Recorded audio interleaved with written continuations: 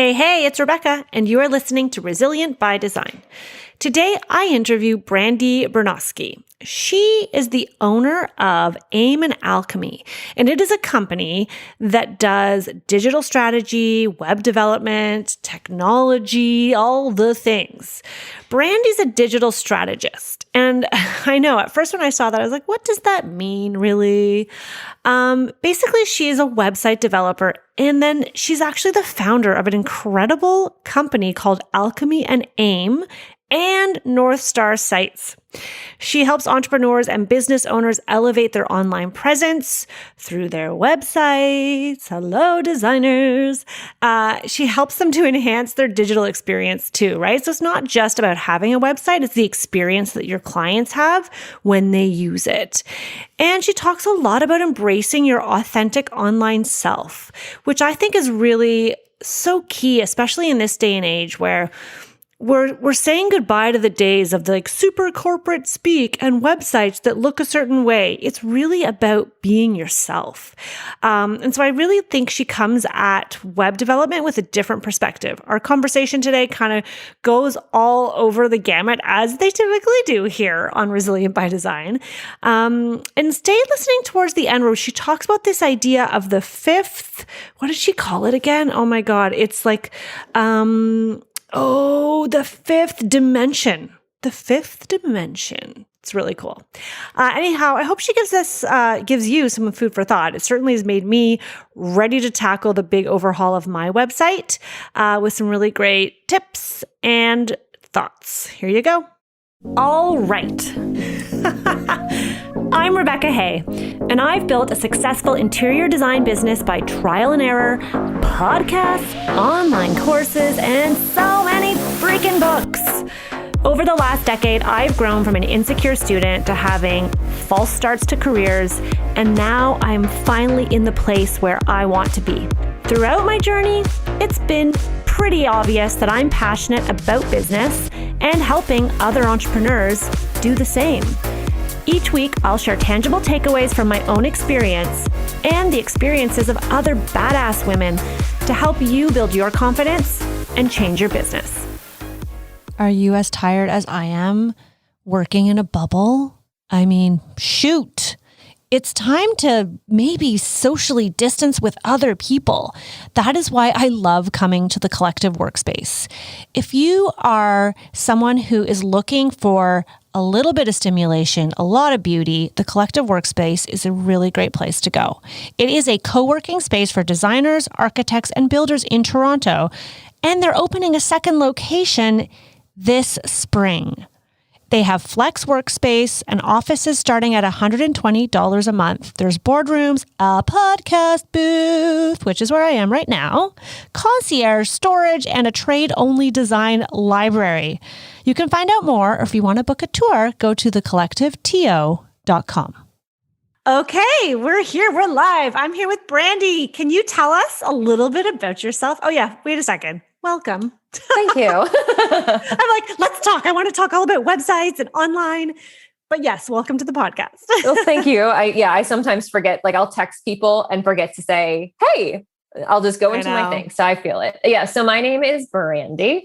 I own a company called Alchemy and AIM, which is a website development agency. And we really focus on working with a lot of entrepreneurs and thought leaders on building web experiences and digital experiences that really reflect the heart of who they are and the service that they're giving to their clients. So cool. That name is interesting. Where did you come up with the name Alchemy and AIM? Yeah. So, the first couple of years of having my business, which I will put in quotation marks because you don't really realize what a business is if sometimes when you're first getting started. So I was just a contractor. I was just doing development on my own. And I started hiring a few people and they hit me with kind of that moment of, it sounds really strange when I say I'm working for Brandi Bernoskie. Maybe you should name this thing. And I wanted to come up with a name that had the possibility to extend beyond simply website development. I didn't want something that was like, agency website development. I don't know. Like it just was weird. So Alchemy is something that I've always been really interested in. I've got a background in philosophy and religion, and that ability to take a base substance and transform it into into gold really is what alchemy was all about. Take lead, turn it into gold. That so often felt like part of the process I was going through with clients. It's not just about building a website that's beautiful, but it's about helping them on the transformation along the way to being more seen, being more present, engaging with the online space in a whole new way that they may not have considered before. So that's really where it came from, is like that alchemy just felt like I wanted that transformation to be inherent in all we do. And then the aim came from a little bit of my archery background. And I'm like, well, you don't just want to like flail, arrows at a target. You want to be precise and then to be accurate over time. So it was about the direction and the transformation, not just transformation for the sake of it, but transformation with goals in mind. Oh my God, you're speaking my love language. Holy heck. Okay, first of all, hold up. Archery background? Yeah. I did archery at summer camp, but what is your archery background?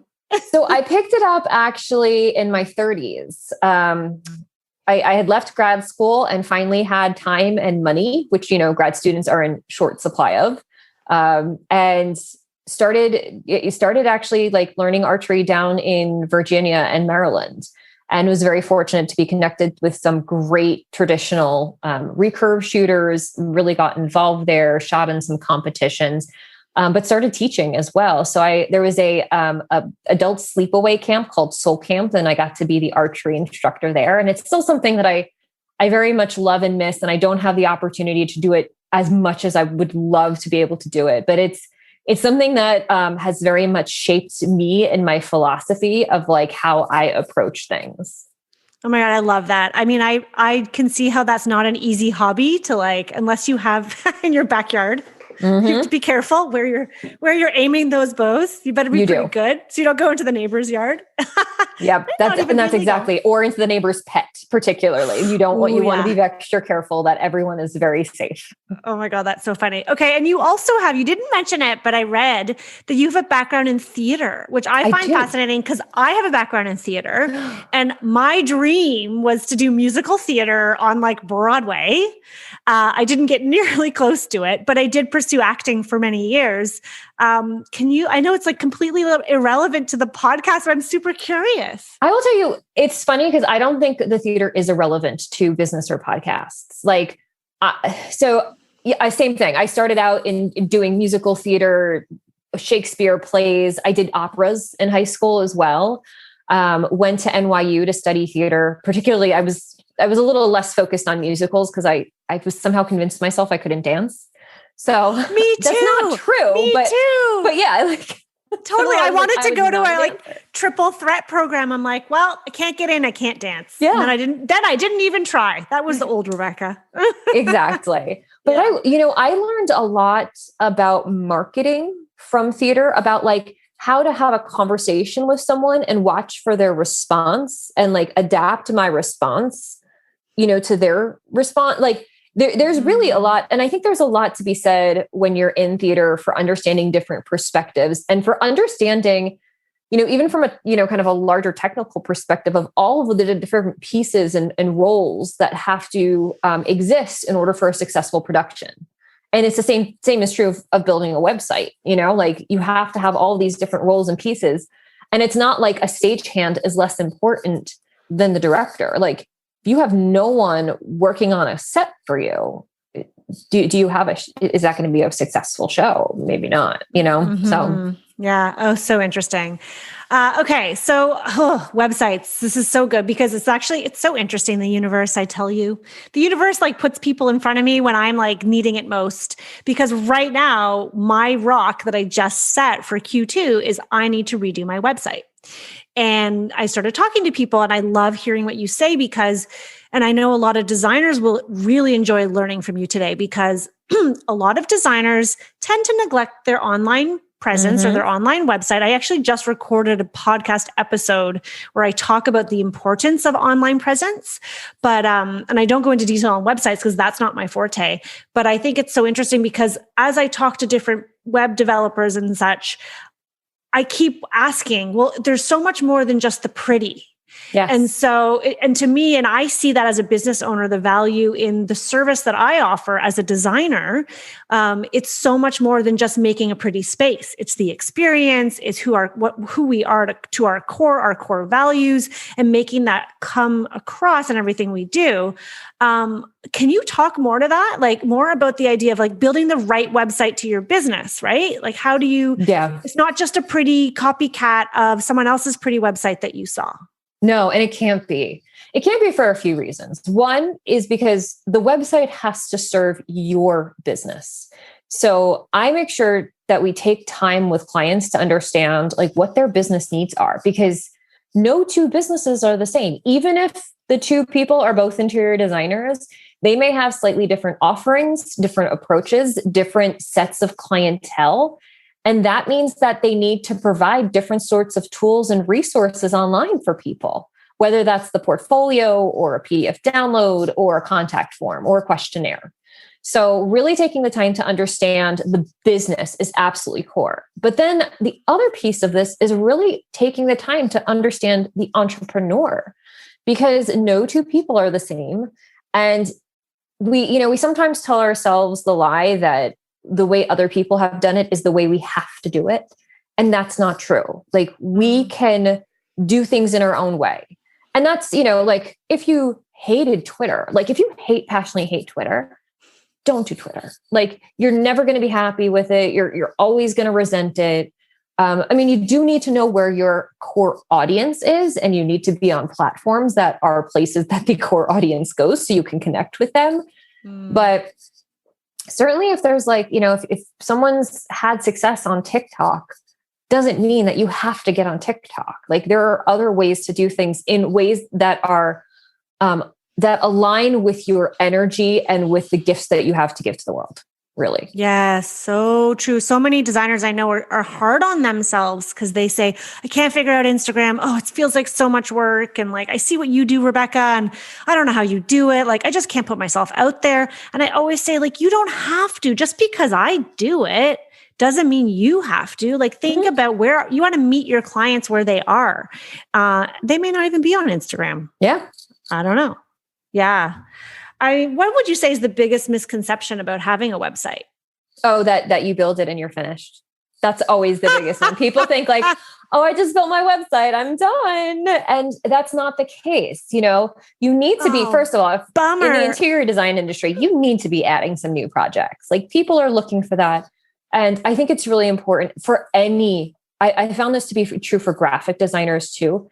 Your talent evolves in time. Like your aesthetic may evolve a little bit, but it grows, and like you refine the work you do and the process you have. So you need to be updating portfolio, process, things like that on the website.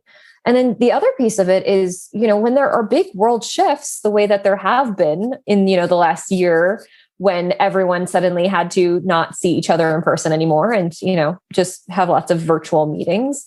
I've seen some of the most successful interior designers I've worked with have updated their offerings as a result, or the language. People are in their homes so much more than they ever were in the past, all of a sudden. How can you change the language on your site so that people are drawn in and start to understand what you do better, so that they don't have to live in a home with 4 white walls and like not enough furniture? So I think it's really important to not necessarily like, this is not like go into your site every week and make updates. This is more like, if there's a big shift in the world, check in, see if what you're offering still resonates with people, or if their needs have changed. And maybe, you need to offer some like virtual sessions instead. It may not be kind of your cup of tea right away. But it's worth, I think, always staying curious and playing with something, especially in times that are like really rapidly changing. Yeah, I know a lot of designers who have not switched, but they're now offering virtual consultations. smaller packages, not necessarily e-design, but something similar. We toyed with that at the beginning, but then we realized I was like, we're going to do this. We're going to jump on the bandwagon and do virtual consultations. And then I realized my ideal client doesn't want that because my client wants in person. They want me like full service to come in, do the whole thing. And I cannot accurately assess a renovation or remodel from a virtual call. So I chose not to do it. But again, that comes down to who your client is. I love that you say you have to, I mean, I don't love it because having to update your website's a lot of work. Yeah. And I laughed when you said that because I recently spoke with a publicist in Toronto and I was like, I just want to get my website done. I don't have to touch it for a couple of years. She's like, wrong. Yep. I'm like, what? Oh my God. Yeah. Especially I think in design, like you need to stay with the trends. And your client evolves. I say that to my students all the time. Like who my ideal client was 2 years ago is not the same person as it is today. And your insight about your clients evolve as well. And that can be reflected on the language on your site. Yeah. Okay. So you talk about this thing of digital experience over digital presence. What do you mean by that? Can you explain like what's the difference between a digital experience and a digital presence, and why is experience more important than ever before? Yeah. So digital presence is kind of what we've always thought about in the past when it comes to websites. Like you build it, it's up there, you slap it, you're good. You know, it's got some basic information around who you are and what you do. I think because we're online so much more now, but and even before the pandemic, this is so very true, is that like we are using the entire internet as a resource. So if you can start to think about your social media, your website, and anywhere else that you have a digital presence online as really the foundational like start of someone's experience with you. So how can you extend your personality into the online space? And I really think that comes in a lot with language and photos, you know, aesthetic as well, layout as well, but like, you know, so often on contact forms, the default language is like, thank you for contacting us. We will return your email in 24 to 48 hours, period. You know, and what human being talks like that? Like how much more fun could it be if you injected your real language into it? One of the graphic designers I work with, she has a autoresponder that's just super friendly, but then is like, hey, if you want to check out what our team is listening to in the studio, click here for our Spotify playlist. Like she just gives things that make her feel even more human. And I think that is so important now more than ever that we're creating human to human connections in those like little ways. So like, what if you gave them, you know, a confirmation message on a contact form that had a Spotify playlist as well? I mean, that is freaking brilliant, right? How fun is that? And it's kind of like, it speaks to her personality. Then somebody might be like, oh, what a great idea. I love music just as much, or that's my favorite song, or who knows what. I love that. Yeah. I mean, I'm not going to do that, but I love that. Yeah, it doesn't have to be a Spotify playlist. It could be favorite podcasts, best books. Like this is where I love finding my inspiration. Like, there's so many things you can do to start to show people those sides of your personality, which I really think is what builds the trust with them. The more you show that you are human, the more trust you are capable of building with your ideal clients. That's so, I mean, why did I think of that? That's so good. I love that. Oh my gosh. I mean, so do you come up with those creative ideas for your clients? Just asking for a friend? Yeah, we do. That's what we do. One of my specialties is, so I'm more of a strategist these days, but my specialty is really crafting teams for our clients. So like, if a client comes to us, I mean, this is the usual case. The client will come to us and they're like, I need a website. And so my job is to dig deeper, figure out what they need. Do they need copy? Do they need photos? And actually start to put the team together that is going to make that happen for them in a way that serves their business goals and the big picture vision they have for their business and for themselves too. Like, who are they becoming on this journey? Because that really interests me. I want to do everything I can to help my clients show up even more authentically online in their bigness. And then what about like, I mean, strategy, I guess this is part of strategy, but if someone is struggling with their brand identity, or I know a lot of designers that are like, well, my company name is my name. Should I change it? Like, cause I'm just thinking of this because I'm looking at your logo right in front of me. Yep. And I'm thinking that's kind of brilliant because there's this concept of like, well, you might pigeonhole yourself if it's, for example, my design firm is Rebecca Hay Designs. Now, do I wish I maybe named it something else? Kind of, as I try to work myself out of my business. And not that I have plans to sell it, but as it grows, do you help designers, or not just designers, I guess, but clients with the branding side of it as well? Yeah. So those are often some of the conversations we have of like, is now the time to rename the business? Do we want to start to introduce a little name, like a name side by side with their current name so that there can be a transition?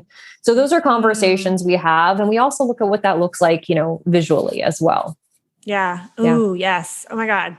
I'm like, tell me more. I need help. Yeah. Cause like right now, my personal dilemma is I have the coaching brand, which is RebeccaHay.com, which is the podcast. And like, I have online courses and community for designers, but then I have like the interior design company, which is 6 people running and managing design projects. And someone recently said to me, would you ever put them into one umbrella brand? And I was like, ooh, that's interesting, but I don't know. Yeah. And I thought, okay, like it opened my mind to the idea that things can change. Like you say, like things are evolving and your brand can evolve, and what that looks like online can change too. It doesn't always have to stay the way it's been. Yeah, that's exactly it. And I think it's, as you entertain those different possibilities, you need to kind of future cast of like, well, what does this look like? Am I going to really be at the helm? Will my team be at the helm? Like, I think it's a great idea to consider. I don't want to say undoing the naming of your company if it's your own name, but transitioning and shifting if you are looking to elevate your team in time, because it does position them differently in clients' minds when then they're not the person behind the name of the company, but it's a generic name. So yeah, it's true. Because when it's you, sometimes the clients expect it to be you. Like if your company was a different name, then they would say like, well, where's Brandi? Why isn't Brandi in this meeting? I hired Brandi. Yeah, I hired Brandi Bernoskie. Where is she right now? Yeah, that's exactly the case. And that was one of the reasons I had for renaming is I wanted to give it a more officialness, but I also saw the possibility of creating the opportunity for people to step into their expertise and showcase it. And that really excited me then. And it excites me now to be able to do that for people. Yeah. So interesting. And that's why I love podcasts too, because you get to hear from all kinds of different experts in different fields and areas, and it kind of opens your mind to different possibilities. I know designers are going to love this episode because websites are, and not just websites, but technology and like your digital presence, like it can seem overwhelming, especially to a creative, because, typically, and I am, what's the word called when I can't speak today, when you generalize that most designers just want to be creative. And they want to create, they want to do their craft. And I know I know thousands of designers who are I just want to make a beautiful space. I don't want to have to deal with all the other things. But based on what you're saying is it's kind of essential now in order to get noticed and to attract clients and to grow your business. Yeah. And you want to create beautiful spaces for the right clients who value you and who are excited about the work you do, which means that you need to attract those clients in the right way. It kind of just, as you start to look at it, you start to see the bigger picture of how it's all interconnected. And you may want to be an artist and just work on your craft. But I will tell you, there's so much, I don't know. I feel like you kind of take on a new understanding of yourself and what's possible, like for you to accomplish when you start to kind of allow yourself to spread out into those other areas and say, yeah, I'm going to let my website be important. I'm going to let my business be important. I want systems so that my team can run things. And I know they're always going to be handled. I will never have to put out a fire like that. And that allows you to even do more and more of your genius work in the end. Totally. Girl, you're speaking my language. This is like what I am like trying to do right with my team. I'm like, can you guys all please just run the design business and not ask for help? Yep. So I could do all these other things I love. One of the biggest struggles of the designers that I talk to is often kind of touches on that, is that they're like, how do I find my ideal client? Like, how do I get that client? Like, it's so easy to recognize. And I call it, it's the worst term, but I call it the bad client loop. Because I used to be in that loop where it was like, you do a job and it's not really the budget you want. It's not even really the design aesthetic that you are drawn to, but it's a project and you want to get experience. But then they refer you to their friend. Yep. Who's in the same income category, has the same expectations of cost, and you kind of go through this circle and it's hard to break that. And so designers are always struggling, like, how do I get out of this like bad client loop and attract the higher paying clients, the clients who have the design aesthetic that I have? And I mean, I would think that the website or your online, marketing is probably a huge part of that, because when they come to find you, they see this higher end, if that's what you want, vision. No? Yeah. That's exactly it. I think that's important. I think it's really crucial that what people find of you digitally, and I mean that even more generally than beyond your website, matches the perception you want people to have of you. So that also means like, not just like making sure that your website is elevated and is reflective of the type of work that you do, but also that old MySpace page that you made when you were maybe 22, which is a little questionable in terms of design because you couldn't do that much on it anyway, is removed from the internet. Things Brandi, like I'm that. pretty sure like half the designers listening are like, what is MySpace? I know. It just shows you how old I am. I know. That's okay. I know what you're talking about. Yeah. Okay. One of the things that I was reading about you is that you talk about this thing called the fifth dimension, or what is that? Yeah. So this is what I like to have, in kind of relationship to digital experience, having people think about is, we're 4-dimensional beings, 3 dimensions of space, 1 of time. But really, this online world extends us into another dimension. Like, there are these fragments and pieces of us and representations of us all over the place, podcast interviews, websites. So really, like, there is this way of constructing yourself in the online space in an authentic way. I'm a big believer, like, it's authentic, but also like the space itself shapes you a little bit. So you really have to think about like who you are and who you are in the online space. Like, I think business owners, particularly those who are introverted, find themselves showing up in a almost more quote unquote extroverted way online that they sometimes initially feel is inauthentic, but then they realize like, no, this is who I get to be in this space. And it isn't as draining as being in a party with 400 people. I can be in a chat room with, like a clubhouse room with 400 people, and that feels different. Totally. So I really like to just encourage people to like really think of that extension. And again, mapping, like, how are people experiencing you in that space? Because you want it to align with how people experience you in real life. Whoa, that's so wild. But like, what if the person that you are digitally is not the same as that person? Because like, you hear about people all the time, or I hear them interviewed on podcasts, and they're very extroverted on their Instagram and they share all the things and their face is right there.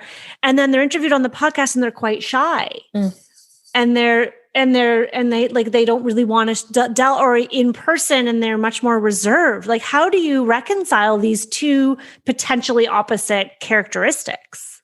Yeah. And I think, well, first it's a matter of like, can the contradictions be held at the same time? Sometimes they really can. I am absolutely an introvert, but you get me one-on-one with someone, like podcast interviews, like one-on-one meetings, I'm totally fine. You put me in a giant room full of people and I'm not okay. I become very quiet and shy. So I think it's, I do think it's important to really make sure you are authentically showing up. And that means sometimes talking about, what you're like in person so that it doesn't become the unexpected to people. to be like, yeah, I can post all day on social media, but let me tell you the truth. Like if I had to do a video right now, I just might be terrified and shaking the whole time. I think it's just important to make sure that there isn't a big, kind of a big disjoint between who you are on social media and who you are, in an interview or in person. I mean, if this were like a media interview, I probably would be sweating right now because there's just something different about it. Every space transforms you a little bit, but I think it's just important to be honest and to be open about how you do interact in different spaces, so that if people do have one experience of you online and they meet you in person, they understand that neither is not true, but that they both are true together.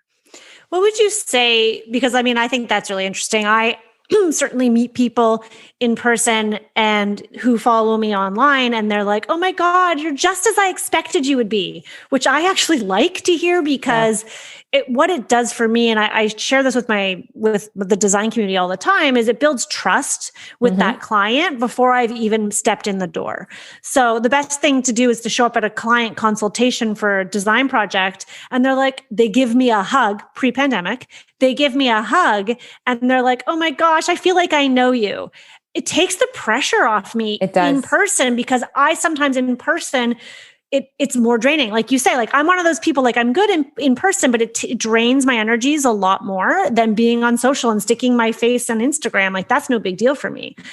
So it actually kind of helps that in-person persona or character when people do know me online, because in some ways I don't feel like I have to prove myself. Yeah. And I would tell you, like some of the biggest clients I work with, one of the things that I love about working with the people I work with is that they absolutely walk their talk. Like who they show up like online as is who they show up in closed conference rooms as. And I think that's exactly what really builds the trust and takes the pressure off from you having to be anyone but yourself. Like, yes, that is like, I feel like that's for everyone in this world. Like our goal is just to be more true to who we are and not feel like we have to be someone else to achieve success. You can achieve success just being the genuine, amazing person that you are, and you don't have to fake it in any which way. Yeah. Oh my God. I could talk about that forever. But what would you say to the designer who's not necessarily like Rebecca Hay, who is a little bit more introverted and doesn't feel comfortable putting their personal self out there with their brand? Because I know there are quite a few members of our community that are not out there. They don't share their face on social. Their websites might have one picture of them, if that. What would you say to that person who's not comfortable joining the person with the brand? Is it a non-negotiable in today's world, or are there ways? And now we're not talking about like Apple and like big organizations with venture capital. We're talking about a solopreneur or an entrepreneur who has a few employees. What are your thoughts on that? I think people buy from other people. So I think it is actually essential these days. That does not mean that you cannot have your privacy. Like I am a very private person. I'm not going to showcase every bit of my life online, but I will put my face on my website and on my Instagram and things like that. I don't do daily stories or anything like that.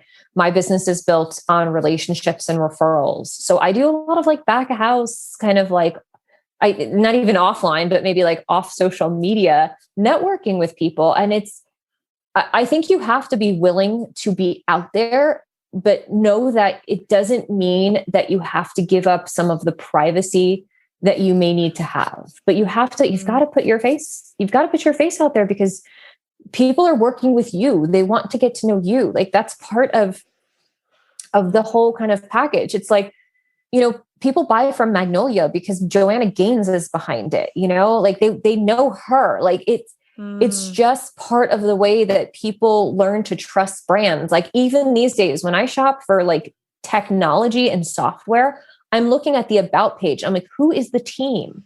Do they have women on their board or not? Like, I want to know who are these people who are creating the thing that I'm going to invest in, because we want to invest in other people and in companies that we believe in and that have people behind them. Oh my God, that's so true. I never even realized I did that, but we use a program called Dubsado. I don't know if you've heard of it. Yep. For onboarding our clients and organizing the emails and bringing them into the fold. And one of the things that I remember when I signed up for them, and there have been a few times where I'm like, I don't know, should I switch? But Becca from Dubsado, who's like, she and her partner or husband or something, I think, that own it. She sends the emails and it's from her and it's her. I see her face. Like, I don't know her. I've never met her, but it feels like a mom and pop shop that I want to support and encourage their growth, as opposed to some other, I don't know, let's say Zoom. Love Zoom, using it right now, but I don't know who owns Zoom. I mean, they're doing very well without that, but yeah, it's true. People do enjoy buying from other people. Interesting. Yeah. Yep. Yeah. Oh my God. So many things. Okay. What have I not touched on that is like so integral? I've got like lots of things that I can like go on tangents with. Pick a tangent, I say.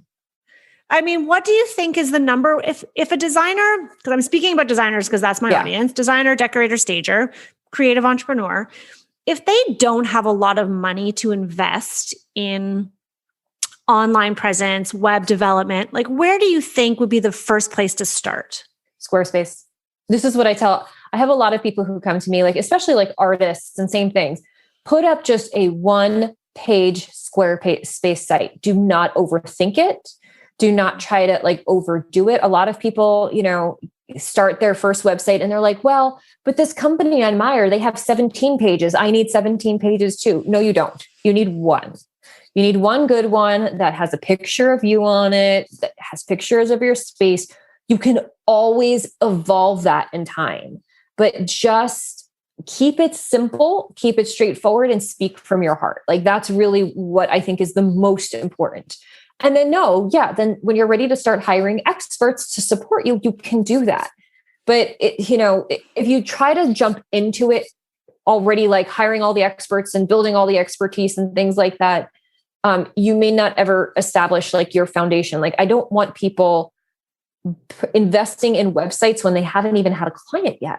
Put up a 1-page site, go get 5 clients. Then come back to me because we will better understand what you need. And it's going to be a better investment for you that way. And I really believe in like looking at those things that you put money in your business as investments. So like, what do you need to do in order to make that the best long-term investment for you? Yeah, that's so good. My very first online course for designers that I launched last summer was called Momentum. It's a momentum marketing course. It was a challenge. It was like 6 weeks. And it was all about marketing. And I talked about website, but like, I'm not a web developer person, but I talked about the importance of it. And of course, then I was fielding all these questions about like, well, how do I get a website and where do I find one and who hosts it? And what about like, there's Wix and Squarespace and WordPress. And so that's really helpful to hear. I personally currently have a Squarespace website, but we're looking to move it to WordPress, I think. Yeah. And that's what I build. Like we build WordPress sites. I love WordPress. There's so much we can do with it.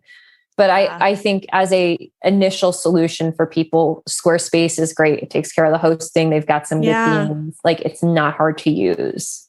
Hey, and if I've been able to use it from the background, like on my own, like updating a blog post, adding new pictures, like trust me, if I can do it, then anybody can do it because it's really easy. Yeah. So then if you're going to move to because now we're thinking because it's not as customizable and our needs are growing as a firm to the WordPress, that's when you can get you could do anything basically, right? And we do things that clients don't even know are possible until we tell them they're possible.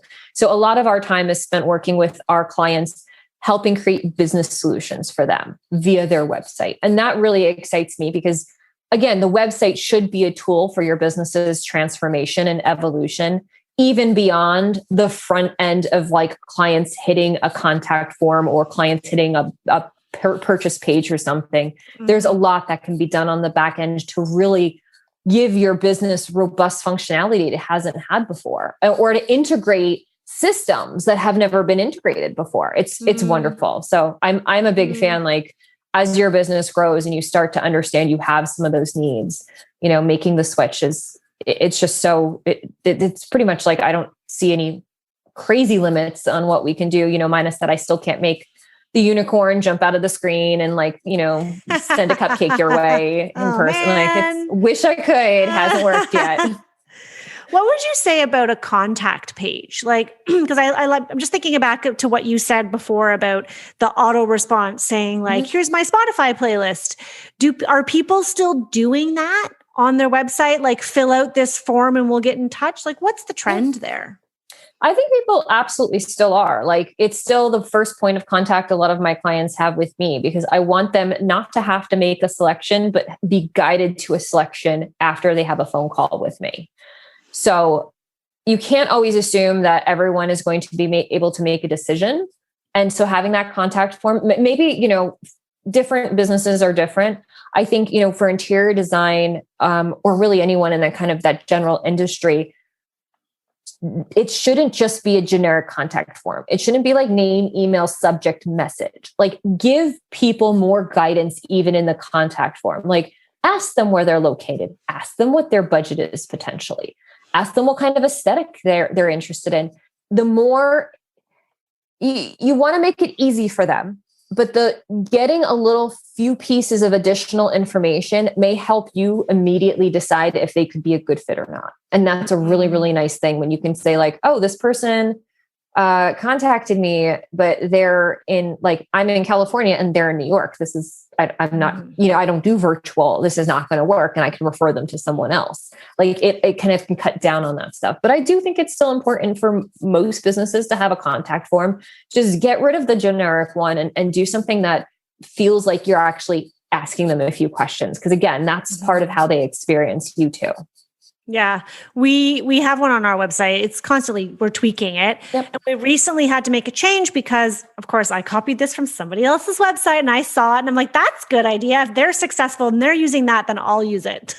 I realized that's not how you build a website, but that's how it was. And we had, what's your budget? Because it's really important to us. And there were categories. And then there was one that they could pick that said, help me decide. Well, guess what most people pick? Help me decide, which is completely unhelpful for us. And then I spent half my discovery call educating them on the cost and da, da, da, da, da. So finally we decided we're taking that away. They have to commit to a category, non-negotiable, because it really, like you say, it streamlines that onboarding process, especially for us. And we're not saying we won't take you if you're in this area, but we want to know so we can let you know what's feasible. Exactly. I think that's exactly. And that's really when they're making that choice, that's really what they want to know is what's feasible. Yeah, totally. I mean, I feel like designers are scared sometimes to put that on their website because they don't want to scare someone away. But the other thing that scares designers, and I'm super curious what you have to say about this, is the big question is always, do you put your rate or your fees on your website? So I think it depends. I would say, in the terms of maybe virtual consultations, you may want to put your rates and fees. If you are putting bigger packages together, I think it's good to set some expectations. I do this on my website. So for a custom, for a custom website, I want people to know you should expect to probably spend between $12,000 and $30,000. I don't know where anyone's going to fall until I have a conversation with them. But I want them to understand it's not $250 for a custom website. So it is, I think it's helpful if you can give some ranges and set some expectations of full packages starting at whatever, so that there's a little bit of pre-selection, and filtering out happening in advance. I don't think you want to not provide any prices only to discover that you're getting really lowball budgets constantly and they're not the projects you want to do. So you can utilize them to some degree. And some people are perfectly confident, putting it out there. You're yeah, my fee is, $12,000 for 15 minutes. And that's just how I roll, power change. Oh, yeah. Case. Hashtag goals. Yeah. That would be amazing. Yeah, we share our consultation fee on our website because it, in some ways, I mean, it's just for a consultation, but it does show them what level to expect. Like we don't, because we charge $750 for a 2-hour on-site meeting. That sort of immediately tells some people, oh, wow, that's great. This person's probably for me, or maybe that's too expensive. But I have debated on if I put more information when it comes to the full service to help. I have a lot of phone calls with people. We have like a free or a complimentary discovery call, which is great. And then from there, we book the consultation. But sometimes I'm having calls with people I should not be having calls with. Yeah. Not because they're not lovely, but because they can't afford to hire us. So it's a constant balance. I think designers, especially, we get kind of caught up in our heads a little bit at worried so much about what our colleagues are going to think. Yeah. I don't know if you experience that with your clients, but there's this, and no one wants to talk about it, but like we're all checking each other's websites to see like, what are they charging? Did they post their rates? Oh, they didn't post their rates, so I'm not going to do it. And I know I definitely am like, I will share, like I am like an open book. When I first put my consultation fee on my website and I decided to charge $750 up from the $550 it was before, the first thought that came into my head, Brandi, was not about the client, was what are my colleagues going to think? It's so, oh my God, I know it's crazy, but I say this out loud because I know a lot of other people feel the same way. There's so much of this, like there's so many of us and it feels competitive, even though we're not competing with each other because we're all completely unique. Our clients are unique. And yet there's this fear of what other people will think of it. And the other people are rarely the client. Do you experience that at all? Like pushback? I've seen a little bit of it in the past. And I think one of my former business coaches was really good at reminding us constantly, like when you are comparing yourself or thinking about how others are comparing themselves to you or thinking of you, you're kind of like splattering yourself. She called it going horizontal. And like the most important thing that you need to do as a business owner is stay vertical. Like you need to kind of just stand in the place where you're at and say like, yeah, I put it on my website. People are going to think things. Those things that people think are totally out of your control and are based on their past experiences and beliefs and things like that. It has actually nothing to do with you, you know? And if you feel it's right for your business, you need to roll with it and see where it leads you. Yeah, so true. Oh my God. The things we don't do, maybe more as women, I think, but the things we don't do because we're worried what other people might say or think, not even to our faces. Yep. Like they're not even going to say it to me. Like, I don't even know, but I'm thinking and worrying that they might say it to their mother-in-law over dinner. So I won't put it out there to get that dream client who's going to work with me. And like, it's so bananas. Anyhow, we all do it. Well, not everybody does it, but a lot of us do it. Yeah. And I think it's a condition that I see in a lot of women, particularly. Like we are raised to constantly be thinking about what other people are thinking about us. It's like, oh, it's so brutal. Yeah. It's so true though. It's so, and I have a daughter and she is 3 and not all I can think, but like, I think a lot about how do I do it differently so she doesn't care so much? Like how, like, I don't know because I only know how I was brought up. Right. Yeah. And so like, I am definitely parenting probably the same way I was parented without even realizing. And it's making like, I know I'm going on a total tangent, parenting girls, but yeah, anyways, I'll do another podcast. I'll invite someone to talk about that. And you can join us, but it is a crazy thing. And I think that at least recognizing it is the half the battle, is recognizing it's happening. And then sometimes just going against the grain. You know? It's recognizing where the fear is coming from and why it's coming up, acknowledging it and moving forward anyway. Like that's, I feel like that's kind of the constant entrepreneurial journey is like, we're constantly going, and I'm really afraid to do that. And I recognize and I honor that fear. And I understand it's trying to keep me safe in some way. And I'm still moving forward because that is how I'm going to achieve the goals that I have. Totally. It's pushing through the discomfort Yes. when you know that it's the right discomfort, right? When you know that it is a necessary evil sometimes. Okay. Before we close out, I really wanted to talk about this idea of this like STEAM. What is STEAM? What are STEAM fields? So STEAM fields: science, technology, engineering, arts, and math. So I really love that. It was STEM originally. They added the arts in. I think that's really, really critical. And I think, what's so interesting is, so I have a lot of different majors. I had theater, philosophy, physics, religion. I minored in math. Archery. Twice. Yeah, just, I've done some stuff. The world is so much more interconnected and interdisciplinary than, universities or schools lead you to believe. Like, they think everything can be nicely siloed. Obviously it can't. You use math and baking and things like that. Everything pops up in different ways. Oh, I know. I thought I didn't need math to be a designer. Yeah. Joke's on me. You don't need math to be a business owner, except that you really do. And you have to get good with finances in a way that you've never wanted to get good with finances, I'm sure. So I think it's just kind of important to think of, the STEAM fields, how important it is to have the arts involved, but also to be thinking about the impact when we're creating in those fields. So like for me, when I think about what we're creating on websites, it's a lot about like, not how do we remove the client from the equation and the interaction with their people, but actually how do we make it feel more human and more connected? And I think that's kind of the constant, one of the constant questions that we need to be thinking about in everything we do. Is just like, what's the impact? What's the impact that we're having? If we tear this house down and build these, this high-rise apartment, what does that impact look like?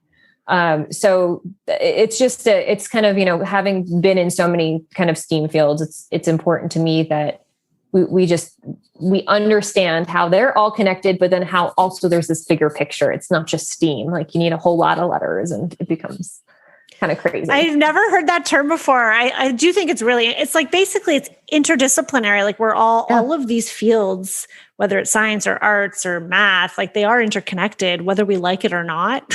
Some of us, certainly lean more towards one or the other. And then, I love this idea of reflecting and sorry, not reflecting, but your brand or your online presence, just reflecting the whole person too. Like, that's what kind of gets me thinking about that. Like, you talking about archery and science and theater and how, okay, maybe it doesn't show up every day, but how that becomes part of who you are and putting that out into the world. And we talk about this with designers all the time when they're trying to figure out who their ideal client is. And I say, well, like, what are some of the hobbies? Like, tell us about, and most of the time designers say, well, that doesn't matter. Like, why does anyone care that I play tennis? Why does anyone care that I like to go skiing? Why does anybody care that I was a theater major? Right. And I said, I don't know. Maybe they don't care. But that one person who was also a theater major who now wants to build their dream home is going to see that about you and think, oh my God, we're connected. Absolutely. And I will tell you, just this week, I booked a client primarily because I was a theater major and I had an understanding of his industry that no other developer out there had. So you don't know what the impact is going to be or how people are going to connect with you. Like, it may be something you say about design. It may be something you say about your life, but really showing up as a whole person is important. Yeah, I think too, like going back to what you said earlier, that people buy from people. And then it's not just about talking about, I'm a great designer, I make pretty things, we did this room this way. There's so much more. It's about a lifestyle. I mean, I could go on and on. Okay, but before we wrap, because we're running out of time, do you have a last little nugget of wisdom to share that maybe we haven't touched on that you think would be relevant to my audience? I mean, the biggest thing I think is just embrace the evolution of who you're becoming in this whole process. Like, don't feel like you have to pigeonhole yourself in a style or a way of doing things, and just keep looking for ways to more fully step into whatever's next for you. I think we forget that sometimes. We want to just create the business and then let it run on autopilot, and it just doesn't work that way. Like, it will push you to evolve, and it wants to evolve with you. So true. Oh my God. You're like, I feel like you're seeing into my soul right now. Oh my gosh. Okay. This has been awesome, Brandi. Can you let everybody know where they can find you? Yeah. So our website is alchemyandaim.com. You can also find us on Instagram at that handle. And then I'm also on Instagram at Brandi Bernoskie. Amazing. Thanks so much for joining us today. Thanks so much for having me. Well, so there you have it. Isn't that so interesting? I mean, it's curious to me that so many people can work on websites and yet everyone comes at it with a different perspective. I love how she talks about pricing, to be honest. And I like how she says that on her website, and I have to go check it out, but that she gives a broad range of what you can expect to pay when you hire them. I kind of like that idea because a lot of times people have no clue what it costs to hire a designer. Why not give them at least a ballpark? I might do that on my side. I'm not sure. I'm super curious to hear from you guys. Do you have pricing on your website? Send me a DM on Instagram at Rebecca Hay Designs, or join our Facebook group, guys, because it's a really happening place. Just saying, I hang out there. It's called Designer Meetups. We'll link it in the show notes.